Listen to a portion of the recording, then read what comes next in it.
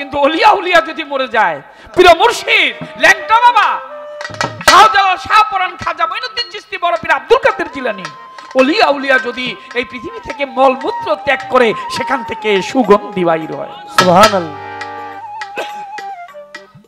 আমার পাগল, আমি যার হাতে খড়ি, যার পায়ের ধুলি মাথায় নিয়ে দেশ বিদেশে অনেক কিছু আল্লাহ পাক দেখিয়েছে।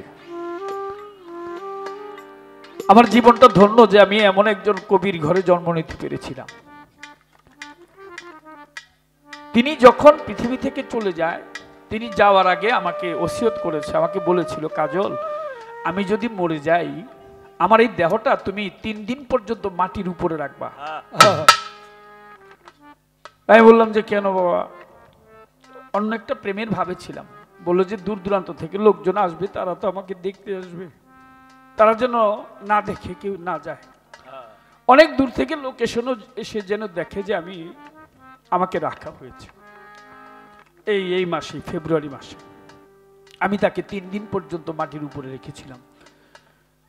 অনেক শিল্পীরা গিয়েছে, আমার শাহ আলম ভাইও গিয়েছে, বাংলাদেশের যত লোকজন আছে, বিদেশ থেকে লোক আসছে তাকে দেখার জন্য। এই 3 দিনের মধ্যে শরীর থেকে একটু গন্ধ বাহির হয় নাই। কালো মানুষ হাসি দিয়ে আছে, তার সেই ছবিও আমার কাছে আছে, হাসি দিয়ে আছে। মানুষ মরে গেলে তো গন্ধ বাহির হয়। এই ফাল্গুন মাসে তিনি হাসতেছে। আবার বলে গিয়েছিল, আমি চলে গেলে তুমি এক কাজ করবা, ঢোলবাসী নিয়ে আমার কাছে বসে গান শোনাইবা। 3 দিন পর্যন্ত আমি গান করেছি।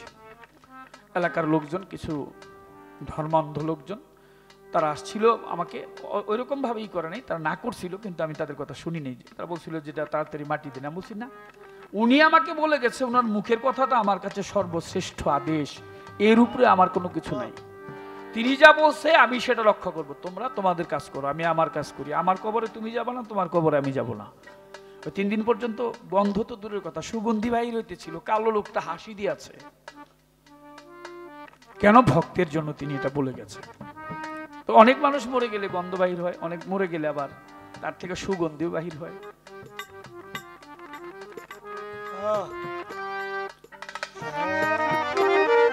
পাখিটা যেদিন উড়ে যাবে এই খাঁচা ছাড়িয়া, লোকজন আসবে তাড়াতাড়ি দাও বাহিরও করিয়া, লোকজন আসবে তাড়াতাড়ি বাহির কর মরা।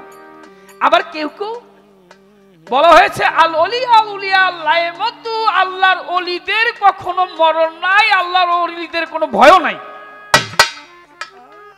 ওলিদের যেমন মরণ নাই, আল্লাহর ওলিদের তেমন ভয় নাই। কে বলে? আল্লাহ বলে।